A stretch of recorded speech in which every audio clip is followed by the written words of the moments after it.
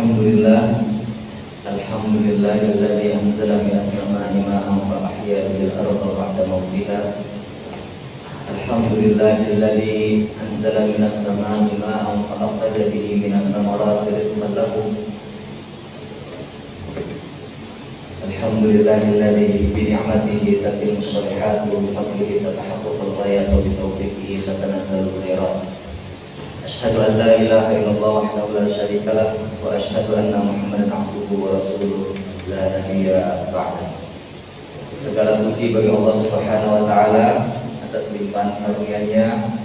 Pada kesempatan subuh kali ini kita dapat melaksanakan menunaikan salat subuh secara berjamaah, dan insyaallah akan kita lanjutkan dengan kajian rutin di masjid kita setiap hari Sabtu pagi. Salat dan salam semoga selalu tercurah kepada Nabi Muhammad sallallahu alaihi wasallam. Bapak Ibu jamaah salat subuh yang dimuliakan Allah Subhanahu wa taala, alhamdulillah pada pagi hari ini walaupun di tengah dengan hujan, sebagaimana hujan itu adalah sebuah keberkahan di mana Allah menurunkan air dari langit. Dan hujan alhamdulillahilladzi anzala minas samaa'i maa'an fa akhraja bihi minats thamarat. Lalu kemudian dari air tersebut lalu apa? Tumbuhlah buah-buahan. Fa akhraja bihi minats thamarati rizqan lakum, ya, merupakan rezeki bagi kita.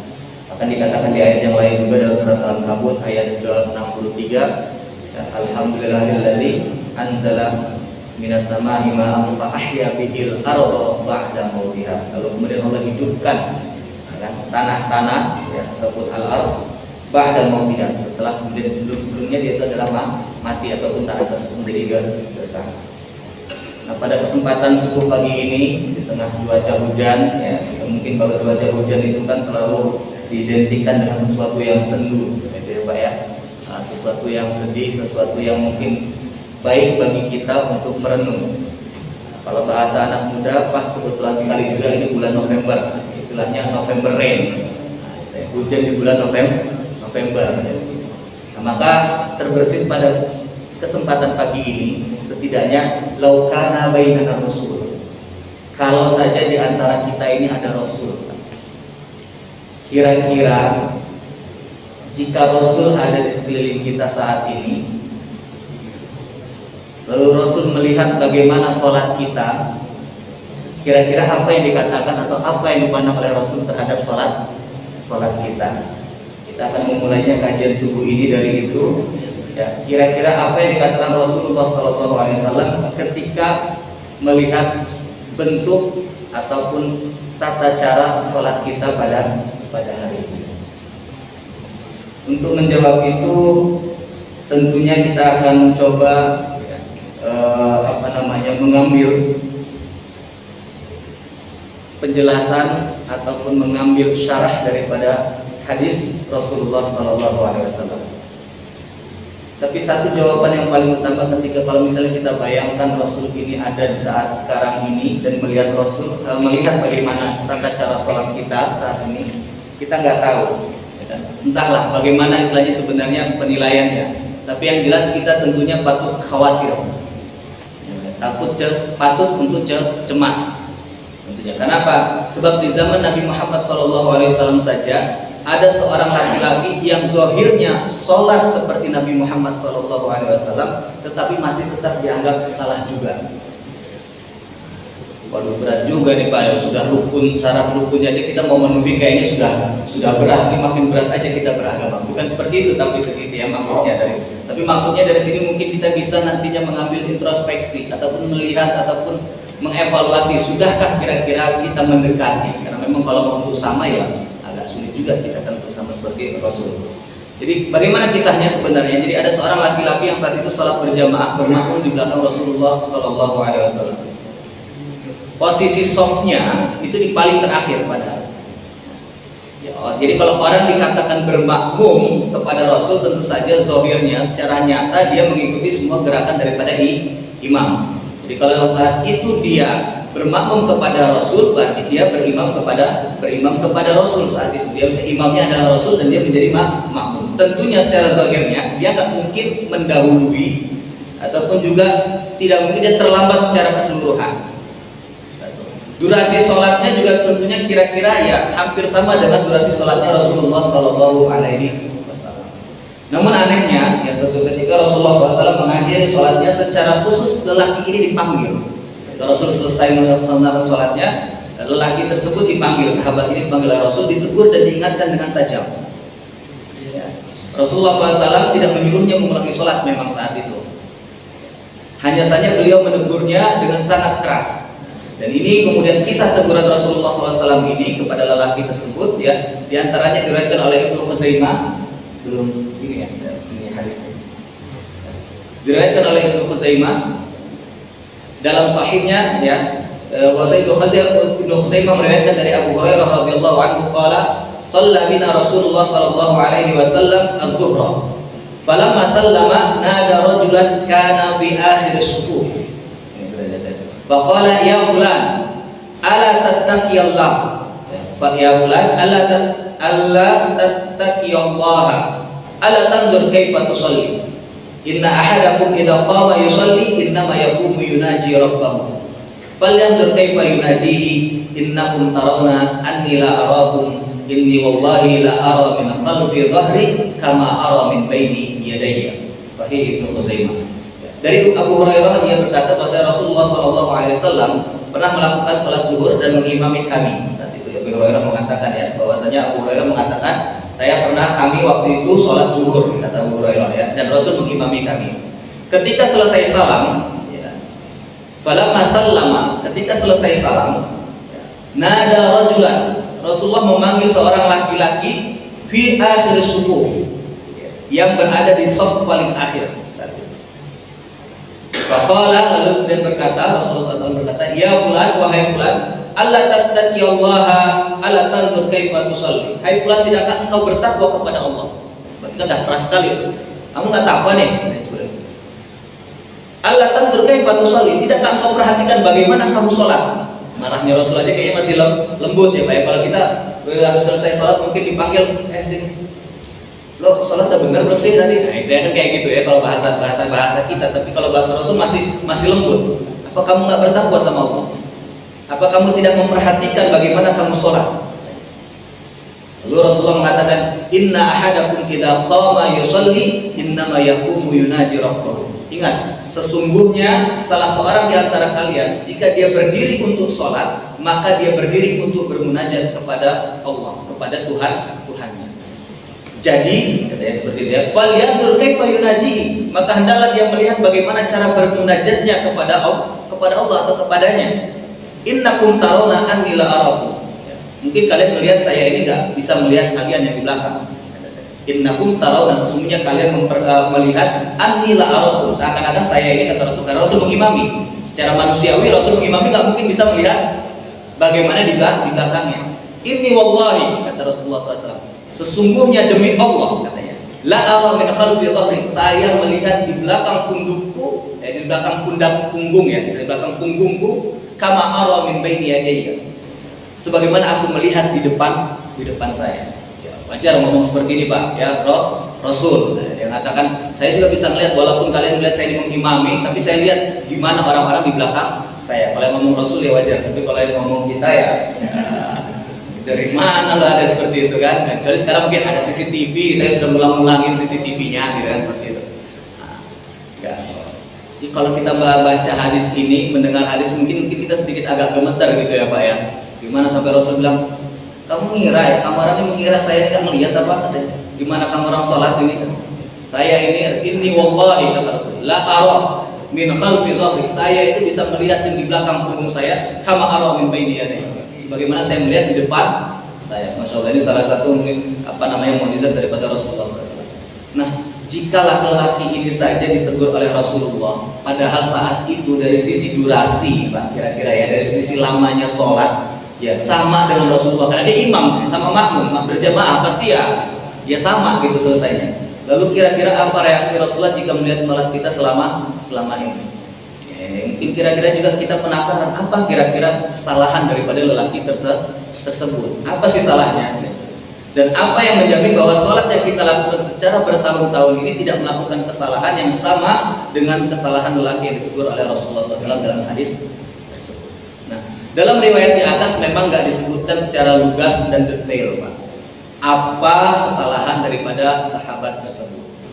Tapi dalam riwayat lain yang berbicara peristiwa yang sama juga tidak diperjelaskan secara dengan detail. Hanya saja secara umum yang mungkin bisa kita tangkap dari syarah hadisnya.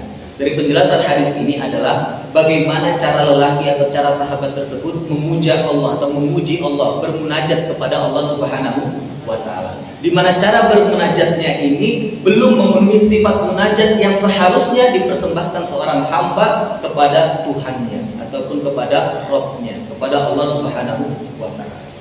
Rasulullah mengatakan di situ, Pak, "Inna ahadakum idza qama yusalli." Sesungguhnya seseorang di antara kalian atau salah seorang di antara kalian, idza qama, kalau dia berdiri, yusalli, kemudian berdiri untuk sholat, innama yaqumu yunaji rabbahu, maka sesungguhnya dia berdiri untuk bermunajat kepada Tuhannya.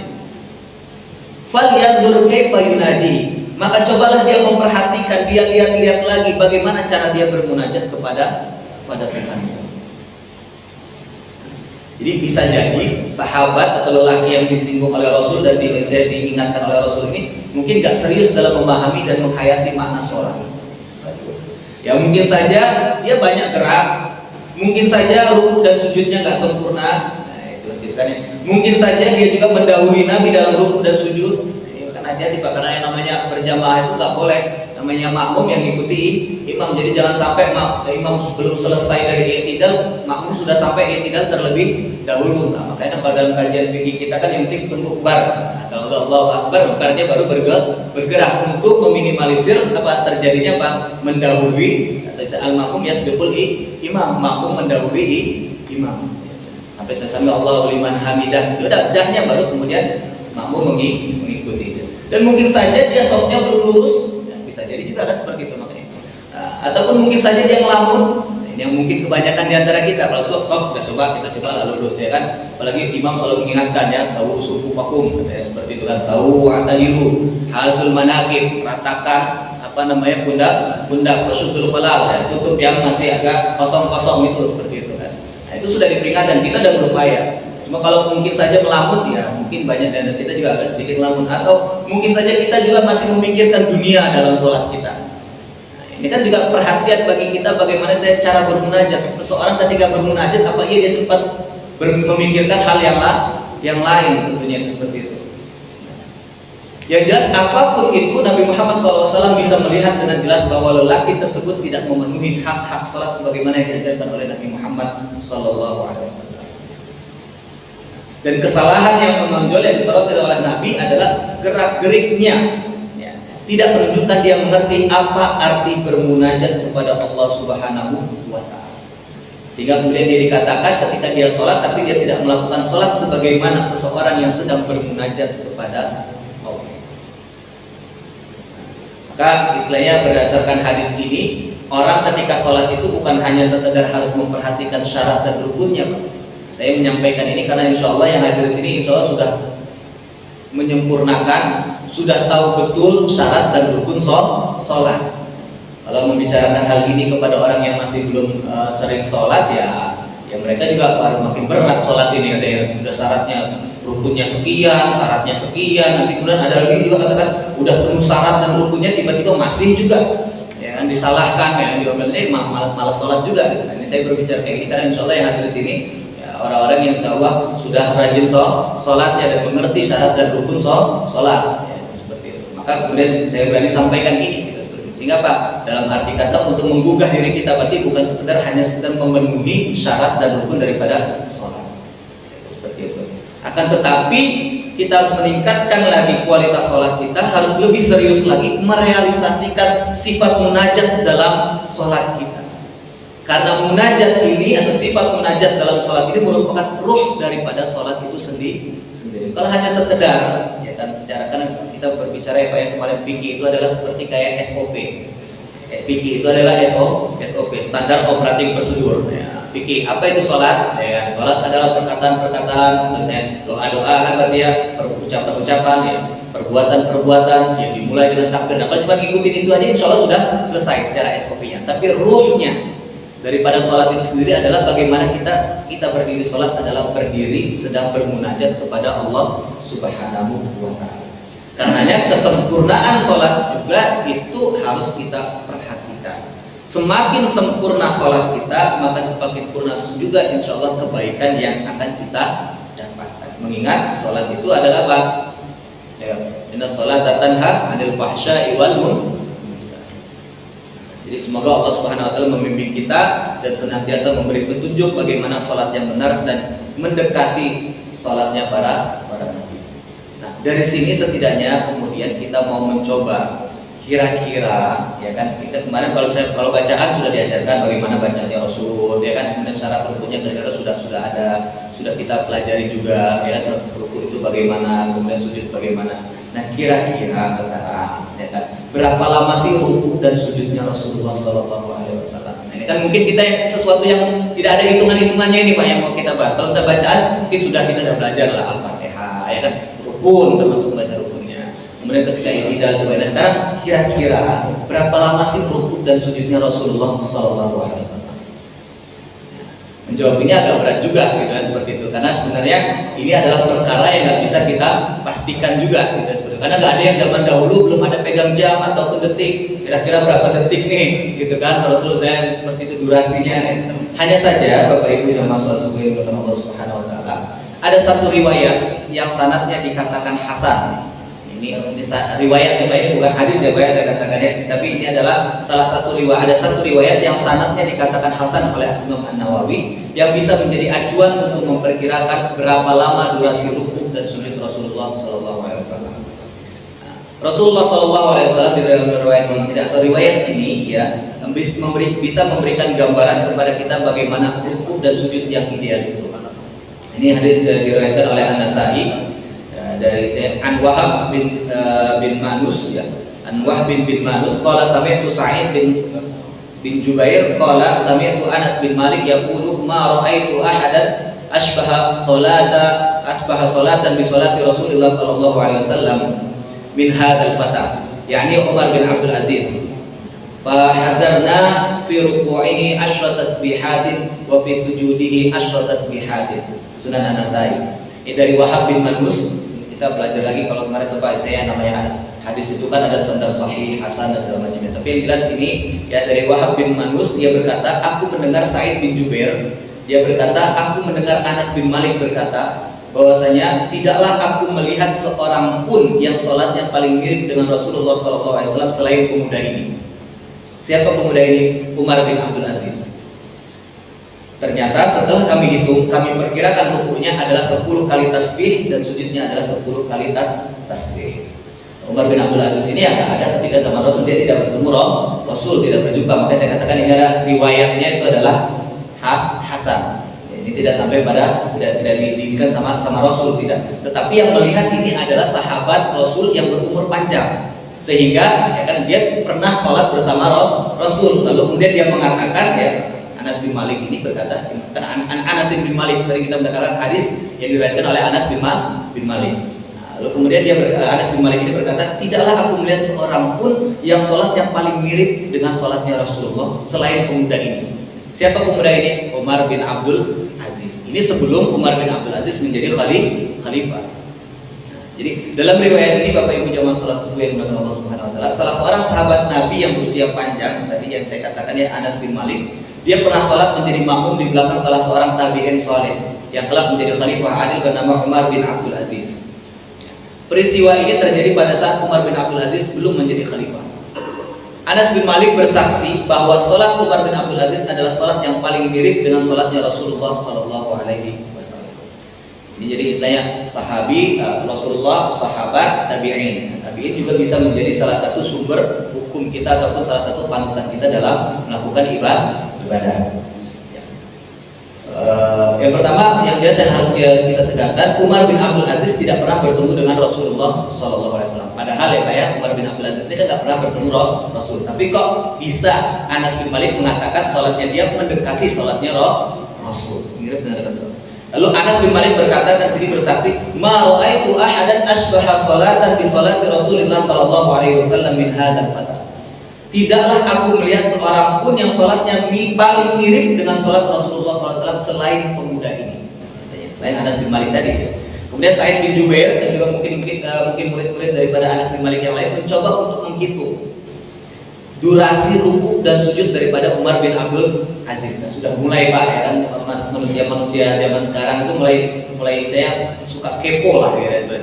Kalau para sahabat mungkin kan mereka tidak, karena memang mengikuti Rasul langsung bisa bermakmum dengan Rasul berjamaah. Nah, kemudian begitu ada Anas bin Malik sahabat Rasul yang berjumpa dengan Rasul, dan kebetulan umurnya daripada Anas bin Malik ini panjang sehingga masih berjumpa dengan tabi'in. Dia melihat Umar bin Abdul Aziz sholat, bahkan bermakmum di belakangnya, lalu mengatakan seperti itu. Yes.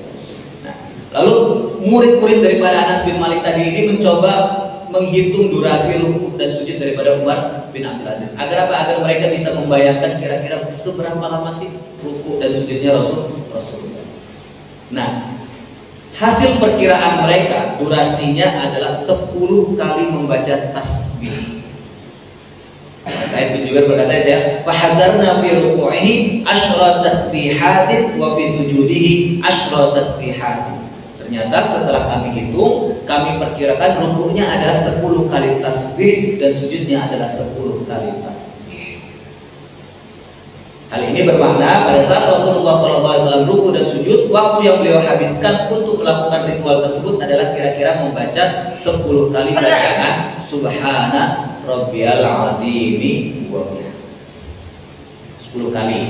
Ya kan? Atau kira-kira ya membaca 10 kali bacaan Subhana Rabbiyal Azim saja, kalau mau lebih pendek lagi.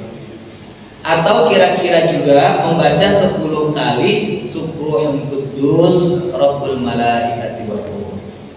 Berarti ini kan bacaan-bacaan sujud ya Pak ya, jadi ataupun bacaan ketika ruku itu tidak serta-merta harus Subhana Rabbiyal Azim, Subhanallah. Ada macam-macam. Jadi jangan heran kalau misalnya orang-orang atau bapak-bapak nanti ketika melaksanakan ibadah haji ataupun umroh mendengar sebelah bapak ketika itu sholat bacanya nggak harus Subhana Rabbiyal A'la wa bihamdihi, Subhana Rabbiyal Azim. Bisa juga Subuhun Quddus Rabbul Malaikati wa Ruh 10 kali. Atau kira-kira membaca 10 kali juga Subhanakallahumma wa bihamdika Allahumma ighfirli. Ini boleh juga Pak, antara di ruku ataupun di sujud. Subhanakallahumma wa bihamdika Allahumma ighfirli. Karena intinya yang namanya sholat itu adalah doa, perkataan-perkataan yang perkataannya dalam bentuk doa. Atau kira-kira juga kalau mau lebih panjang lagi ya, membaca 10 kali daripada bacaan Subhanadzil Jabarut wal Malakut wal Kibriya wal 'Azamah. Subhanadzil Jabarut wal Malakut wal Kibriya wal 'Azamah. Maha suci zat yang memiliki kekuasaan, kerajaan, kebesaran dan keagungan.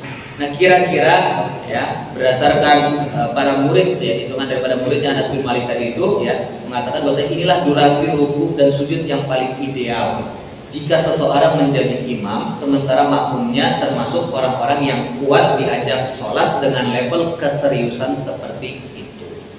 Nah, ini Pak catatannya ya Pak ya. Ini durasi ruku dan sujud yang ideal dan paling ideal jika seseorang menjadi imam sementara makmumnya termasuk orang yang kuat diajak sholat dengan level seserius itu. Nah, kalau kira-kira makmumnya belum sampai pada level seserius itu sampai 10 kali ya jangan gitu kan, nanti keburu mengucap subhanallah lagi dikiranya lupa ini imamnya atau ketiduran ngantuk gitu kan, seperti itu nggak bangkit. Nah, ini adalah durasi ruku dan sujud dambaan dari hamba-hamba yang beriman yang ingin menapaki jalan menuju kesempurnaan sebagai hamba Allah yang sejati. Dan inilah istilahnya kira-kira durasi ruku dan sujud yang semestinya menjadi impian setiap hamba beriman untuk bisa melakukannya pada suatu saat jika hari-hari ini mungkin kita masih belum sanggup melakukannya. Lalu kemudian gimana dengan bacaan yang 3 kali? Selama ini kita katanya cukup 3 kali. Oh, ini gimana ini kan seperti itu? Wah, salah nih berarti. Bukan seperti itu jawabnya. Ya, saya dalam bahasan fikihnya sini adalah bacaan 3 kali ini adalah bacaan umumnya kekuatan daripada manusia. Ya, manusia secara umum yang sanggup 3 itu. Kita kalau ruku terlalu lama juga mungkin kan sudah pegel Pak, ada yang sudah ataupun sujudnya ada juga mungkin yang sujudnya terlalu lama. Ya kalau misalnya dia punya flu, pilek segala macam, akhirnya kan kadang-kadang malah jadi makin berat gitu kepalanya Pak. Sholat itu ya jangan sampai kemudian sholat malah membuat jadi pada sholat itu kita sehat, dengan sholat itu mestinya sehat. Jadi kalau misalnya kita ingin mengimami ataupun melaksanakan sholat jamaah secara umum dengan masyarakat umum, sebaiknya memang tidak melebihi bacaan tasbih sebanyak 3 kali. Ya, karena khawatir memberatkan mereka. Namun jika sholat sendiri, maka alangkah indahnya jika mengambil durasi terpanjang. Ya, ini apa? 10 ataupun 11 kali tasbih. Bahkan lebih dari 10 pun sebenarnya nggak masalah, Pak. Misalnya mau 100 kali tasbih, ya kan, ketika sujudnya lama sekali. Karena kita kembali pada Pak, bagaimana seorang sedang bermunajat sih, ya kan, kepada Allah Subhanahu Wa Taala. Sholat itu kan idza qama yusolli fa innahu yaqumu yunaji rabbahu. Ketika dia sholat itu dia seakan-akan memang sedang bermunajat kepada Tuhan. Jadi mau 1000 kali tasbih pun ya nggak ada larangan. Bacaan tasbih 1 kali pun, nah kebalikannya yang sekarang kalau nggak sampai segitu, 1 kali pun sebenarnya tetap dihukumi sah selama merealisasikan. Kalau kemarin kita bahas tentang antara khusyuk dengan tumak-ninah. Kalau tumak-ninah masuk dalam rukun, kalau khusyuk ya enggak. Kalau khusyuk dikatakan harus rukun ya bingung juga, nanti dianggap belum dan seperti itu kan. Cuma kan nilainya atau ruhnya, spirit daripada sholat itu dilihat daripada khusyuknya, bukan sekedar ada SOP-nya atau tumak-ninahnya saja. Kemarin kita sudah bahas tumak-ninah itu adalah yang terpenting adalah Pak infisolul harakah. Ada bedaan ya. Jangan sampai kemarin juga kan kita sindir, jangan sampai seperti sholatnya burung gagak, itu kan cuma nempelin doang, tuk ya, nempel aja. Saya sujud nempelin hidung sebentar terus langsung diangkat. Yang penting ada infisolul harakah, istiqrarul aqda, ya istilahnya apa namanya, anggota badan yang ketika itu melakukan gerakan sholat itu betul-betul istiqrar, menetap dulu. Kalau ruku ya berarti tetap ya harus tetap dulu, jangan sampai nih langsung naik lagi. Belum juga sampai sempurna sudah ya tidak. Ya, seperti itu. Yang penting 1 kali pun tetap dihukumi sah bacaan tasbih itu selagi masih dikatakan merealisasikan daripada yang namanya tumak-ninah. Hanya saja bacaan tasbih 1 kali ini tidak bisa dikatakan tasbih yang sempurna, ya kan? Tadi secara ilmiah sah, tapi tidak sempurna karena batas minimal yang sempurna adalah 3 kali tasbih. Baca istilahnya batasan sempurna yang berdasarkan ijma daripada ulama, itu batas minimal yang sempurna itu adalah 3 kali.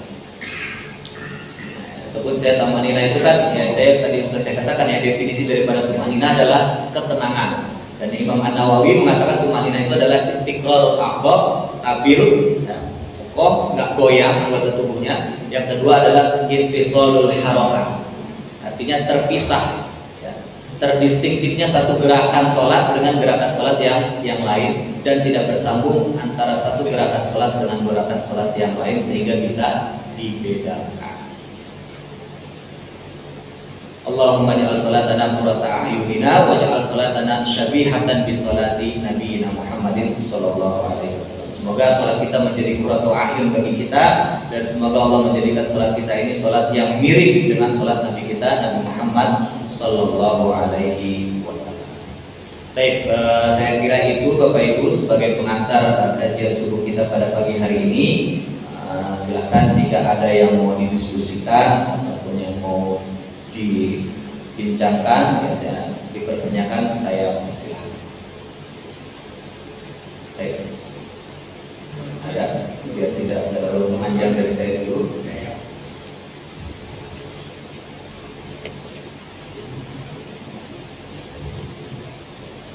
Assalamualaikum warahmatullahi wabarakatuh. Kalau kita baca di Al-Quran banyak sekali yang menjelaskan orang-orang yang sholat tapi dia lalai dalam sholatnya, itu banyak sekali. Kita mungkin ini perlu kita kaji secara mendalam pengertian daripada kalimat dan Al-Quran, karena dari beberapa referensi perpustakaan yang saya baca, dari sisi belakang sholat adalah suatu gerakan yang diawali dengan takbir, diakhiri dengan salam. Dari sisi makna, sholat adalah suatu audiensi, dialog antara seorang hamba dengan Tuhan. Jadi yang saya mengatakan beberapa definisi tentang orang-orang yang sholat, tapi dia lalai dalam sholat, karena sholat ini sangat prinsipil yang pertama kali kita saya itu sekolah saya. Saya dan terima kasih. Assalamualaikum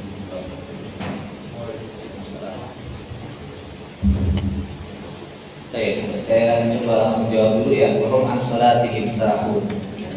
Dan mereka terhadap sholat-sholat mereka kemudian lalai.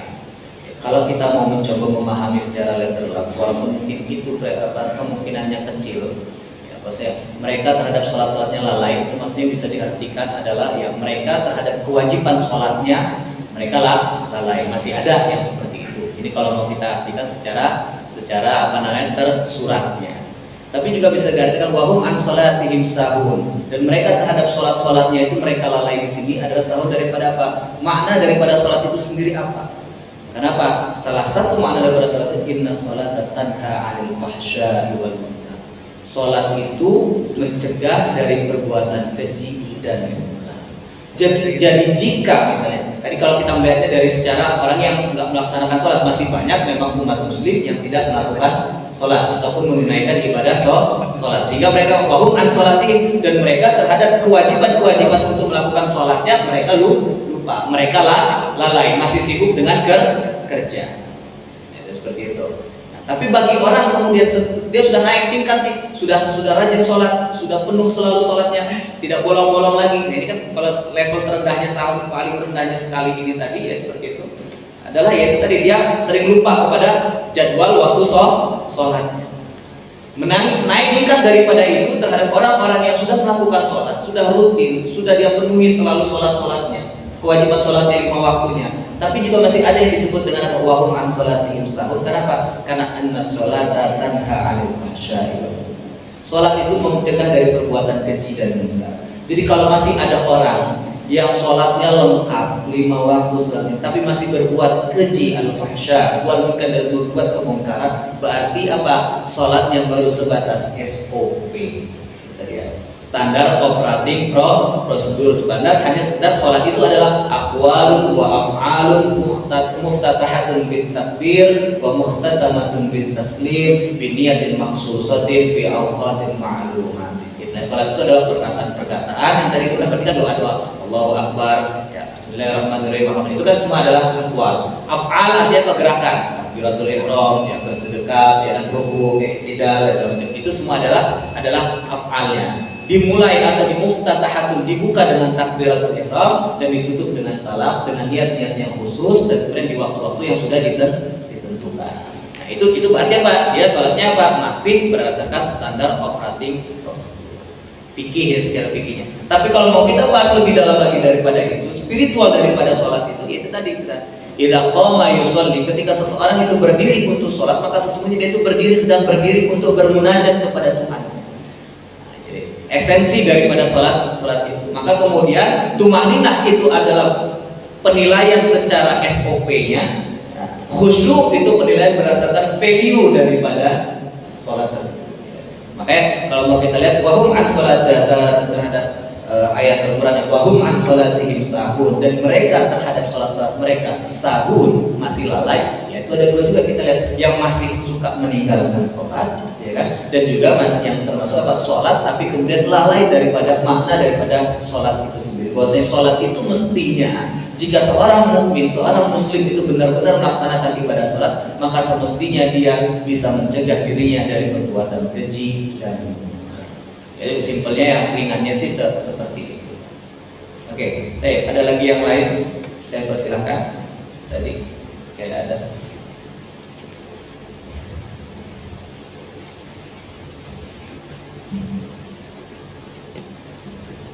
Assalamualaikum warahmatullahi wabarakatuh. Waalaikumsalam warahmatullahi wabarakatuh. Berkaitan dengan sholat itu juga berkaitan dari tadi yang ditanyakan, kan banyak macam-macam sholat, kalau modelnya atau apa.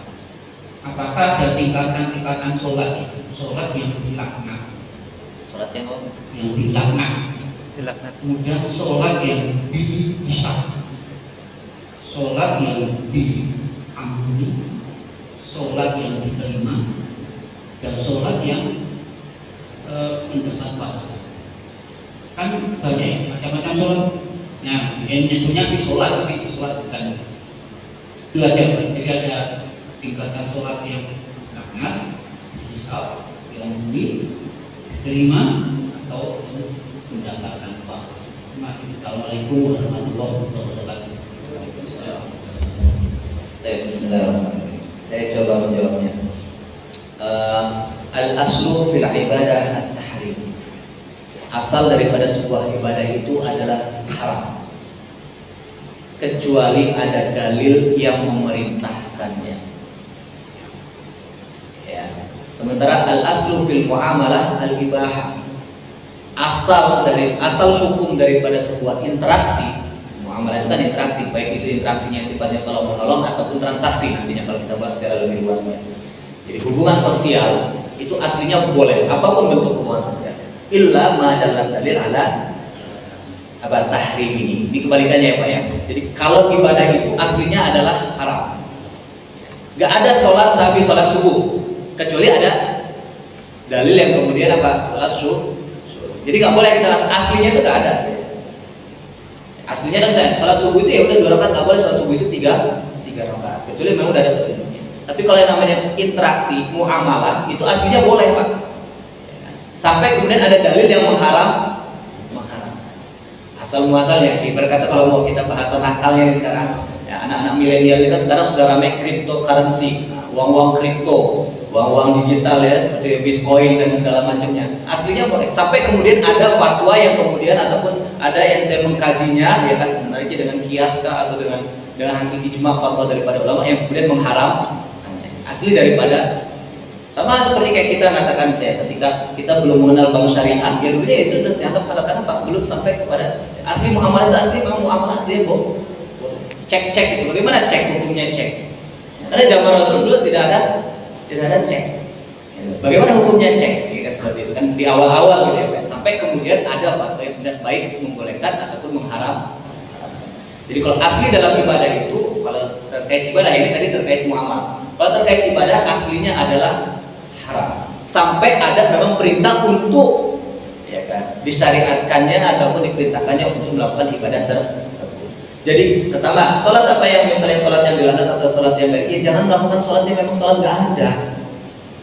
Itu pertamanya gitu kan sholat. Jangan ngadain sholat yang memang tidak ada. Itu aja prinsipnya. Sampai kemudian memang ada dalil yang memerintahkan masyru'iyatkan bentuk sholat tersebut.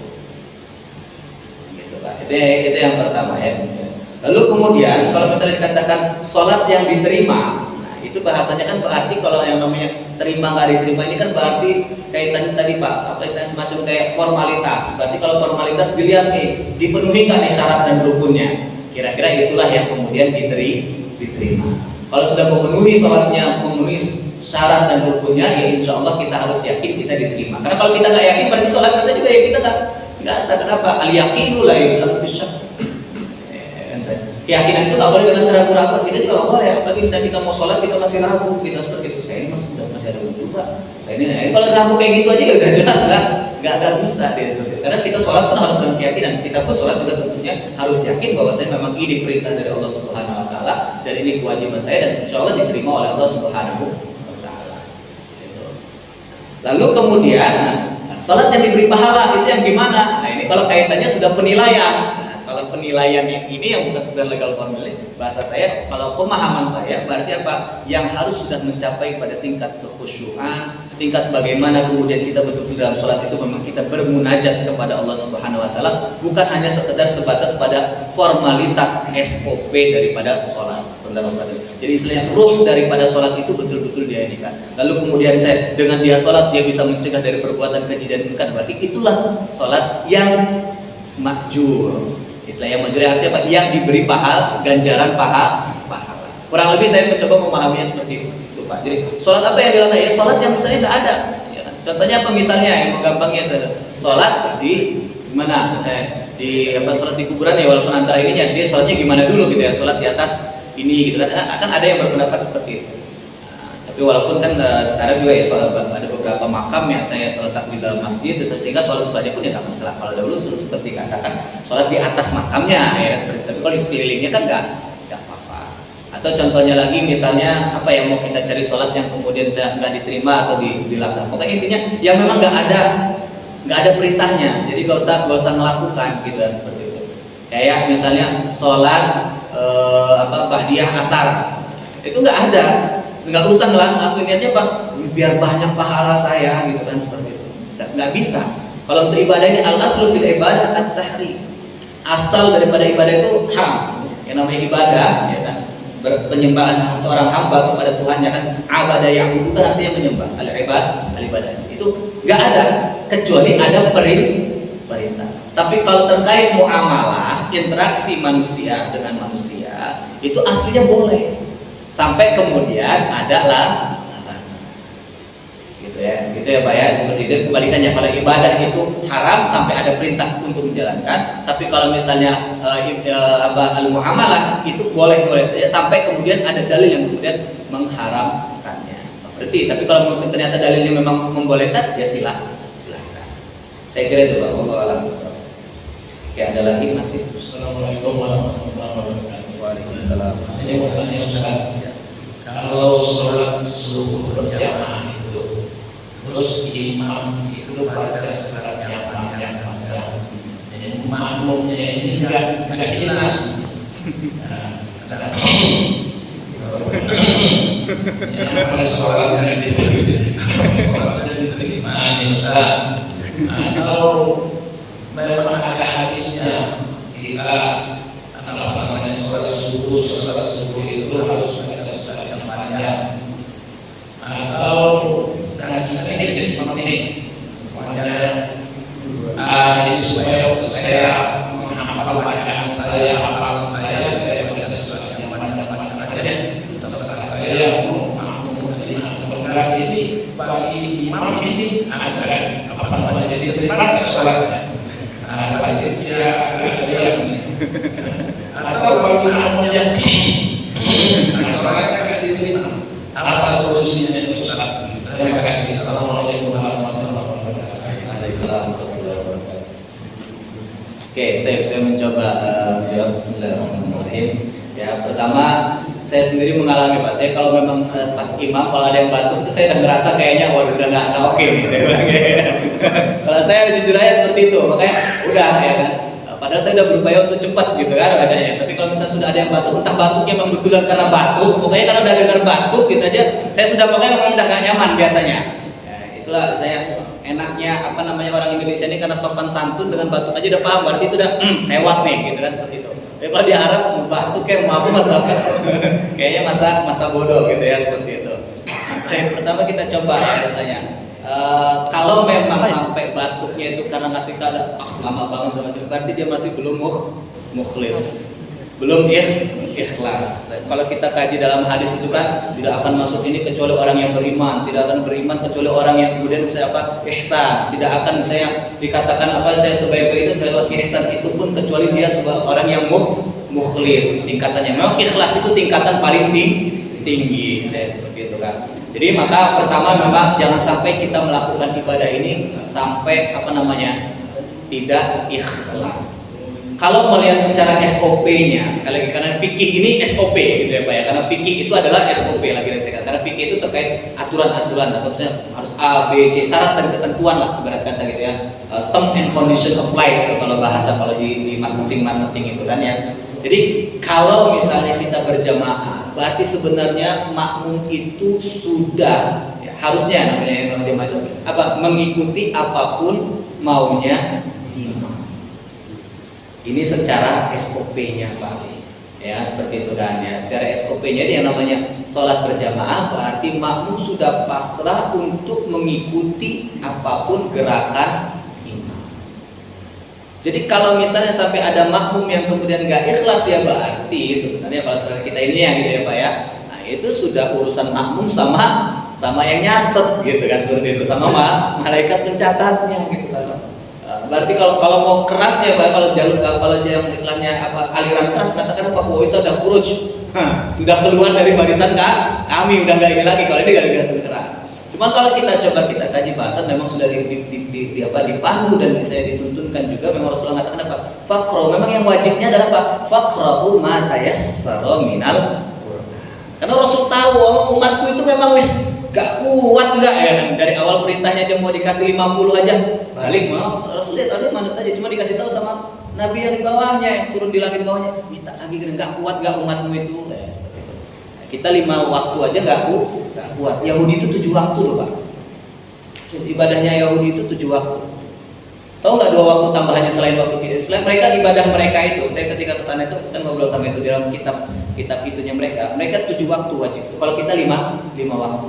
Kita kan subuh, ya, kemudian apa? Zuhur, asar, maghrib, isya. Mereka 5 waktu ini juga sama. Ada 2 tambahan waktu mereka. Apa? Tengah malam dan waktu duha.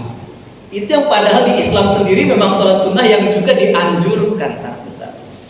Itu sunnah kita jatuhnya. Ya, kalau mereka itu 7 waktu. Masih kalah lah kita. Ini kalau kita mau pas tabiqul khair, walaupun mereka ya itu kita nggak bisa dianggap juga kita berkompetisi dengan mereka. Udah jelas mereka nggak bakal masuk dalam kompetisi. Gitu. Seperti kenapa? Ya ibarat kata kan segini, mau kita sama halnya seperti kita bilang orang yang berderma berbuat baik itu gimana tuh yang nggak Islam saja? Ya ibarat kata kayak gini Pak, Bapak Ibu sekolah. Misalnya kita sekolah di mana misalnya yang keren sekarang nih ya, sekolah apalah kita sebut ya, kampus misalnya, sekolah di situ, ya kan, Bapak Ibu daftar, ya kan, Bapak Ibu kemudian apa namanya ngikuti misi KRS, misi apa segala macam kalian kuliah. Nah selesai kuliah pasti akan dapat ijazah. Nah sekarang sama, mereka mau berbuat baik, mereka mau beribadah, mau doa segala macam, tapi kalau mereka nggak daftar dulu, ibarat kata kayak orang kuliah tapi dia nggak daftar kuliah, ikut masuk kuliah, dapat misalnya dia ngerjain nggak, saya berbuat baik ya, dengar nggak ilmu, tahu dia dapat ilmu, tapi dapat ijazah nggak dapat, ya sama, dapat surga ya nggak dapat. Itu prinsip pemahaman kita, ya seperti itu. Ya. Maka itu tadi ya kembali kepada ini, maka di dalam Islam dalam panduannya sudah memang yang standarnya faqra'u ma tayassara minal Qur'an. Nah ini yang kemudian akhirnya juga ya kan al-yusr, kemudahan yang mudah, yang ringan bagi seseorang itu tiap-tiap orang juga levelnya berbeda. Maka secara SOP standar awalnya adalah standar formalnya banget yaitu tadi yang ringan aja. Tapi kan kalau Anda mau seperti itu saja, berarti apa? Munajat Anda yang munajat yang ringan, bukan munajat yang levelnya tinggi. Lalu kemudian apakah ada tuntunan misalnya memang sholat subuh itu dianjurkan untuk yang panjang-panjang dan segala macam? Nah, ini ada kajian juga Pak. Secara ini ya sholat tidak ada harus kewajibannya berapa harus panjang atau tidak. Tapi kan kita ada mengenal ada waktul muwassa dan waktul mudayyak. Ada sholat yang waktunya itu luas, senggang, ya memang ada waktu mudayyak, waktu yang memang sempit. Sempit kan maghrib dengan isya. Jangan pula di sholat maghrib itu 1 juz ya kan, seperti itu udah ini gitu kan, seperti itu. Nah, kayak misalnya isya itu diperbolehkan, lalu kemudian makanya itu tadi ini hasil ijtihad gitu ya, bukan memang ada panduannya harus panjang enggak. Tapi kalau isya itu kan dari waktunya muasa, sudah luas memang.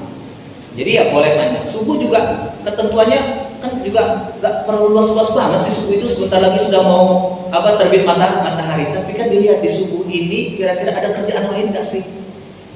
Ya seperti itu kan. Berbeda halnya dengan zuhur ke asar kan mungkin panjang, tapi kan zuhur memang waktu bekerja. Dan Islam tidak perintahnya suruh ibadah terus, enggak, suruh juga wala tansa nasibaka minad dunia, jangan lupa urusin dunia kamu, jangan lupa masalah dunia kamu. Maka kemudian kalau memang dia kerja ya udah, jangan terlalu harus memaksakan harus panjang. Itu seperti jadi tidak ada. Maka kemudian kesempatan mungkin yang bisa diambil oleh ya umat berdasarkan anjuran daripada alim ulama, kemudian daripada tabi'in sebelumnya ya seperti itu, bahwasanya ketika sholat isya, sholat subuh itu mereka memanjangkan. Kenapa? Waktunya luas, waktunya leluasa untuk kemudian bisa membaca ayat-ayat yang panjang. Lalu kemudian kembali lagi, kalau misalnya dia bermaksudnya tujuannya riya, jika tujuannya untuk baca yang panjang itu tujuannya riya, ya udah jelas ya riya. Kemarin sudah sholat Jumat khutbahnya, khatibnya kan sudah bahas masalah riya ya Pak ya, aro'a itu artinya mempertontonkan, memperlihatkan. Tapi kalau tujuannya memang untuk sekalian dia murojaah, itu bagus, boleh saja. Tapi memang afdolnya lagi Islam murojaah itu ketika sendiri. Tapi memang ya kadang-kadang kayak gitu, kalau kita cuma murojaah sendiri itu nggak ada yang bisa benerin salah atau benarnya gitu kan ya, merasa kita selalu benar terus. Tapi Tapi dengan kayak gitu ya kemudian ada kesempatan untuk apa? Ketika mengimami berarti kita ada kesempatan untuk ya kan diperdengarkan ke orang lain ya, tapi tetap tujuannya bukan untuk riya. Tapi kalau kemudian untuk istilahnya saya kalau nggak dipakai juga saya akhirnya kita memakai untuk membaca ayat yang kita hafal. Karena bisa jadi ya peringatan, koreksian daripada orang di tempat terbuka, tempat di ruang publik itu lebih ngena dan akan teringat terus. Walah salah gitu kan, seperti itu kan. Berarti selama ini salah gitu kan. Kalau ini kan berarti mungkin rasa ya benar-benar aja baca, tapi rupanya pas dibenarkan itu kalau diingetin di tempat publik itu kan bakal teringat dan istilahnya bakal membekas amat sangat membekas itu Pak. Saya salahnya udah benar-benar salah saya. Jadi itu akan teringat terus waktu itu saya dibenarkan karena kayak gini. Jadi itu udah. Nah kalau kaitannya tadi misalnya diterima nggak atau soalnya itu lagi dilihat. Kalau misalnya masalah diterimanya kita lihat dari syarat dan rukunnya. Jika terpenuhi, insya Allah. Tapi kalau misalnya terkait dicatat nggak pahalanya, terus kemudian mendapatkan pahala atau tidak, gitu. Nah itu kembali lagi kepada apa? Kepada ruh substansinya ataupun istilahnya bukan formalnya lagi, tapi lebih kepada spiritual daripada sholat tersebut. Itu saya rasa. Jadi nggak ada masalah bagi saya atau dalam hal ini gitu ya. Mau sholat subuhnya panjang kemudian isyanya kemudian dikasih kesempatan untuk panjang itu tidak berapa. Tapi kalau zuhur, asar mungkin kalau kelamaan juga ya jadi ini gitu. Itu lebih kepada min apa ya bahasa min baini irsyadat, hanya sekedar tuntunan yang bukan sifatnya formalitas yang dalam arti kata fikih, tapi lebih kepada tuntunan yang sifatnya sebaiknya adalah seperti ini. Kalau kaitannya dengan panjang pendeknya itu tadi. Ya, jadi karena memang secara formalnya ya kan aturannya, syarat dan ketentuannya adalah faqra'u ma tayassara minal Qur'an. Setelah Al-Fatihah itu adalah membaca yang mudah bagimu, yang ringan bagimu, ya kan? Ya bagi imam kan tentunya seperti itu. Tapi itu tadi satunya. Bagaimana kita kemudian bisa mau ya kan tunduk ataupun mau patuh kepada imam, kepada pemimpin, karena imam itu adalah juga wujud daripada pemimpin. Padahal sudah jelas ya kan, ya ayyuhalladzina amanu atiullaha wa atiur rasul wa ulil amri minkum. Ya ulil amr kita ketika sholat adalah siapa? Ya imam. Mau nggak mau ya kita ngikutin kalau imamnya, karena memang yang makmum itu mengikuti gerakan imam. Kalau ada kesalahan dan segala macam ya itu ada tanggung jawab imam. Tapi juga jangan sengaja, oh kan tanggung jawab sama imam, udahlah ya kan seperti itu kan. Saya ingin aja imam, biar aja saya dosa kan tanggung jawab dia, orang dia yang berbuat seperti. Nah ibarat kata seperti itu. Nah kita lebih baik mengintrospeksi ke kitanya, evaluasinya. Ya memang yang pertama yang namanya ibadah itu harus apa? Yang paling utama ya ikhlas. Niatnya niat karena Allah. Berarti kalau misalnya masih juga nggak ikhlas dengan itu, ya berarti dia ada. Beda halnya juga kalau memang misalnya sampai ya kan ada juga ya Pak ya, kita maklumi kalau mungkin yang sudah tua, yang sudah sepuh, nggak kuat lagi ya seperti itu kan sampai harus batuk karena ngingetin, wes ada makmum ini yang udah kakinya udah geol seperti ini gitu kan, seperti itu kan. Ya itu. Cuma memang perlu ada penelitian batuk yang menyindir dengan batuk yang benar itu gimana bentuknya gitu ya, mungkin kita perlu ada nih. Karena jujur saya akui, saya secara pribadi kalau pas lagi imam dengar batuk aja, nah itu sudah oke, nggak sampai ayat yang mau direncanakan. Lebih baik pendek, kalau nggak dipercepat ya, potong. Ya, daripada itu tadi nanti makmumnya ngedumel, nah akhirnya kan itu tadi sholatnya mungkin diterima, tapi mungkin akan mengurangi nantinya karena membuat kesel orang. Dapat pahala sholat, tapi juga mendapat catatan karena membuat kesel orang. Nah kalau buat kesel orang ini kan harus, kalau itu tadi kan, kalau kita berdosa melanggar ketentuan Allah, itu ya tanggung jawabnya kita memohon ampunannya langsung kepada Allah. Enak, nastagfirullah, kita langsung beristighfar kepada Allah. Tapi kalau buat kesel manusia kan ada kewajiban meminta maaf. Nah, itu memang kadang-kadang kita selalu mengatakan ya baik yang disengaja ataupun yang tidak disengaja, baik yang saya tahu ataupun saya nggak tahu. Kadang-kadang seperti itu, yang diketahui ataupun yang tidak tahu. Baik, saya kira itu Allah alam bisawab. Fitani ada lagi yang lain? Tidak ada, cukup. Oke, nggak ada ya.